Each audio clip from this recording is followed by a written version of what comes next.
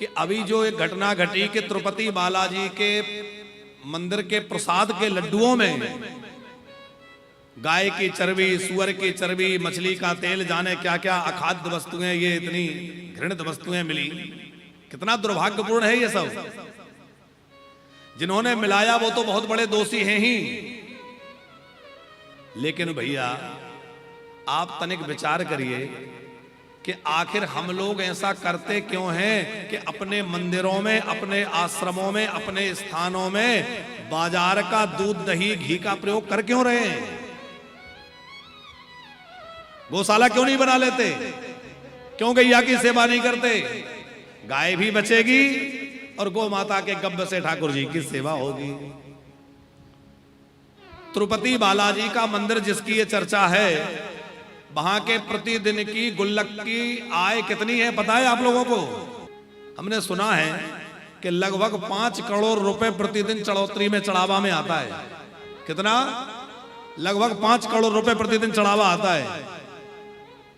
इतनी बड़ी राशि में से दशमांश राशि भी यदि गौ सेवा के लिए अलग कर दी जाए तो कितने गोवंश की रक्षा हो सकती है?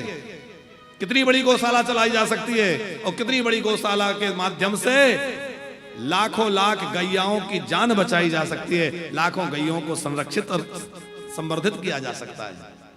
लेकिन दुर्भाग्य, हमारे बड़े बड़े स्थान, बड़े बड़े मंदिर अब जो है गवर्नमेंट के कब्जे में जा रहे हैं। जो बड़े बड़े मंदिर है, तिरुपति बालाजी का जो मंदिर है वहां भी ट्रस्ट सरकारी है। जो बड़े बड़े मंदिर हैं वहां उनका सरकारीकरण होता जा रहा है। और सरकारीकरण होने से क्या होता है, वहां जो भी कुछ द्रव्य आ रहा है वो सरकार के राज खजाने में जमा हो जाता है। फिर वो मदरसे चलाने में, फिर वो क्रिश्चियनों के काम में, जहां तहां दूसरे कामों में लगाया जा रहा है। हम लोग जरा विचार करें, हमने बड़ी श्रद्धा से अपने मेहनत की कमाई से कुछ अंश निकाल के भगवान के दरबार में समर्पित किया, भगवान की सेवा के लिए,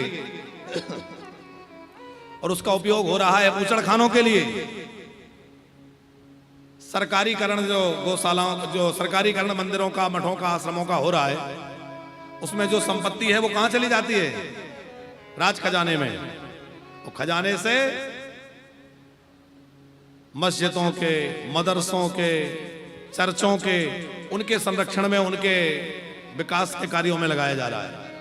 अरे उस पैसे में से गौशालाएं बनाई जाएं, गो रक्षा के कार्य हों, गो पालन के कार्य हों, तो आप बताइए कितनी गायों की सेवा हो सकती है? लेकिन ऐसा नहीं हो रहा है।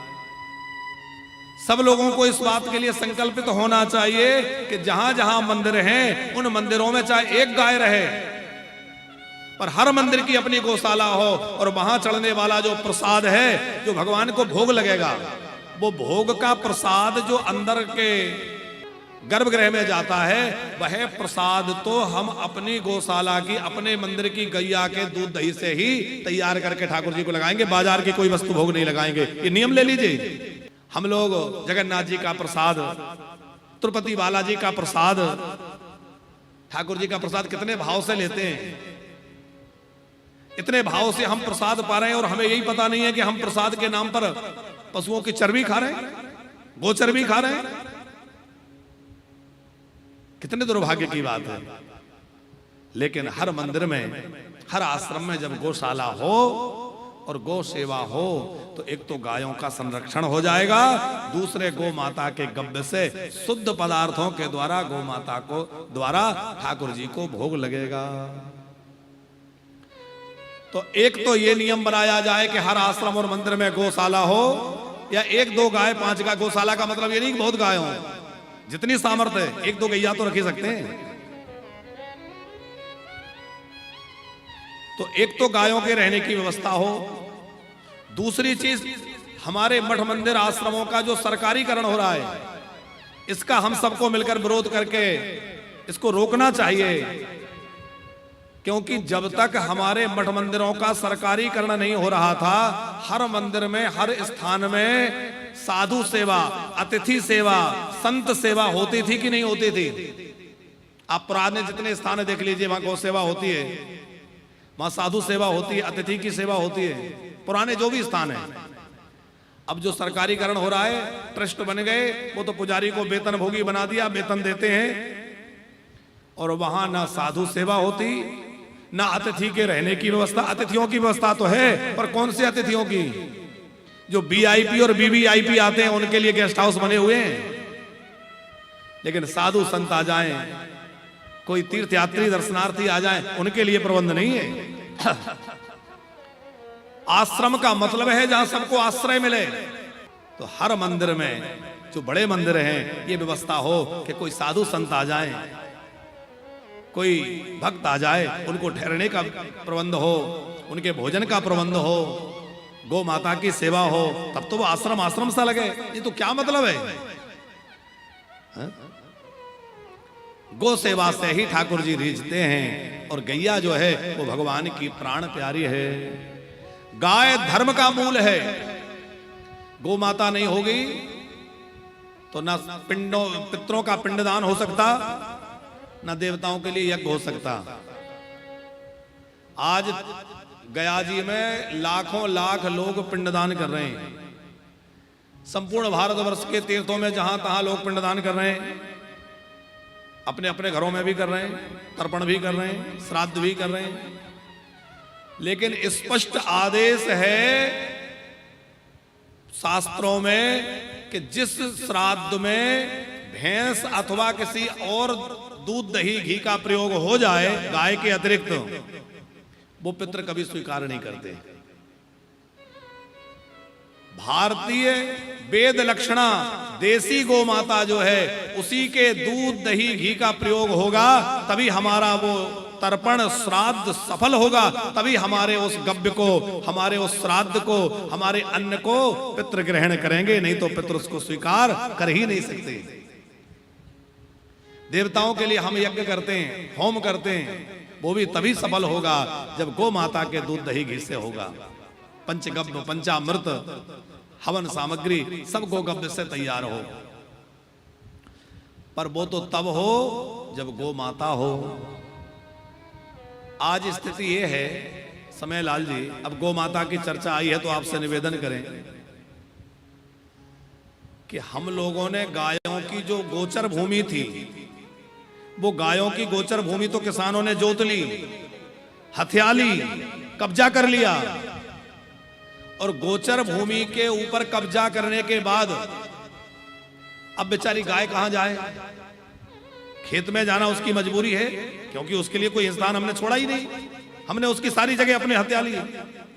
तो जब गोचर भूमियों के हमने खेत बना लिए, उसमें कृषि होने लगी, तो गौ माता बेचारी खेत में घुसेगी, और जब वो खेत में जाती है तो किसान लाठी डंडा मारते थे, तब तक तो ठीक भी था, अब तो लोग हथियारों से प्रहार करने लगे। अभी एक वीडियो आई थी, एक नई बछियासी है, उसके पेट में कोई धारदार हथियार घुसा हुआ है, आधा बाहर निकल रहा है, बेचारी बड़ी मुश्किल से चल रही है, रक्त बह रहा है।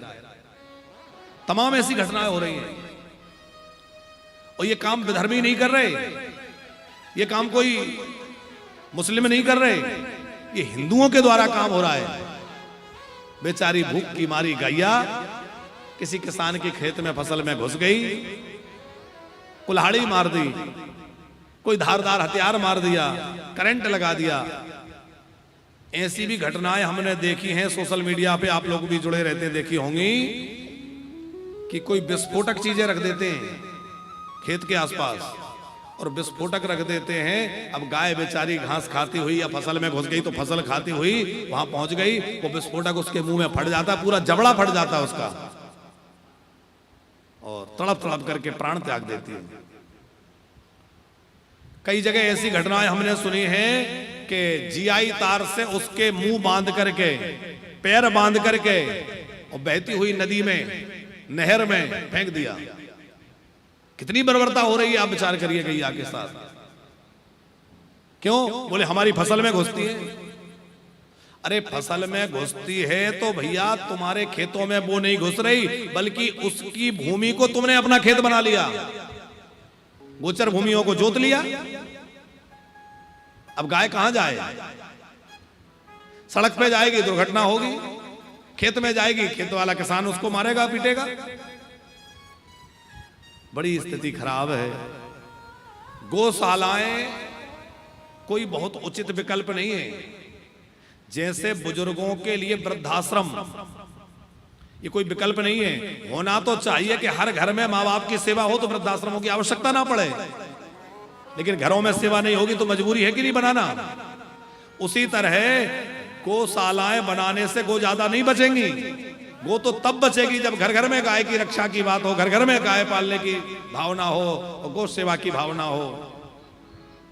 लेकिन अब नहीं लोग करते तो गौशालाओं में हमारे साधु संत महापुरुष जितनी गायों को बचा सक रहे हैं, जितनी गायों को रख पा रहे हैं रख रहे हैं।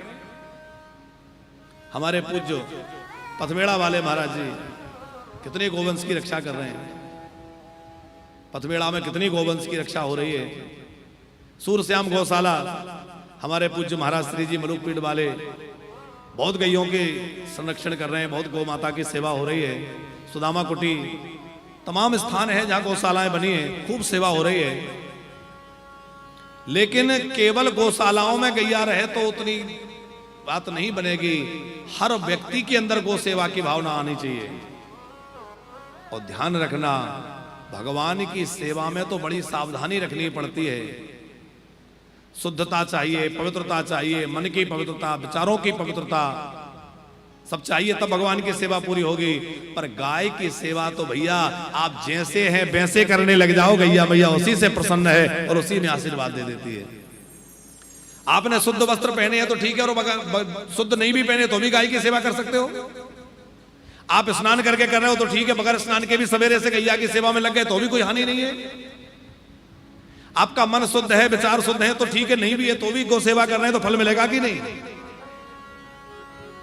तो भैया भगवान की सेवा में तो कुछ नियम है, पर गौ सेवा तो बड़ी सरल है। आप जैसे हैं, जिस परिस्थिति में हैं, जैसा समय है, गौ सेवा करिए। वो भगवान से भी ज्यादा जल्दी प्रसन्न होने वाली है और भगवान से भी ज्यादा वरदान देने वाली है।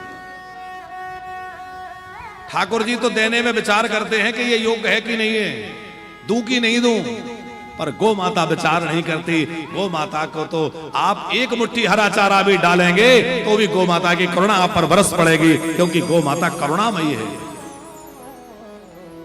एक मुट्ठी गुड़ आप खिला देंगे तो गौ माता कृपा कर देगी। आपके ग्रह अनिष्ट हो, राहु केतु खराब हो, मंगल की दशा खराब हो, शनि की 7.5 हो, कोई भी आपदा हो, और गौ माता की सेवा करने लगिए। पितृदोष हो, कोई और दोष हो, गौ सेवा करने लगिए। साहब गौ सेवा से सारे दोष ठाकुर जी दूर कर देंगे। गैया मैया सारे दोष मिटा देगी।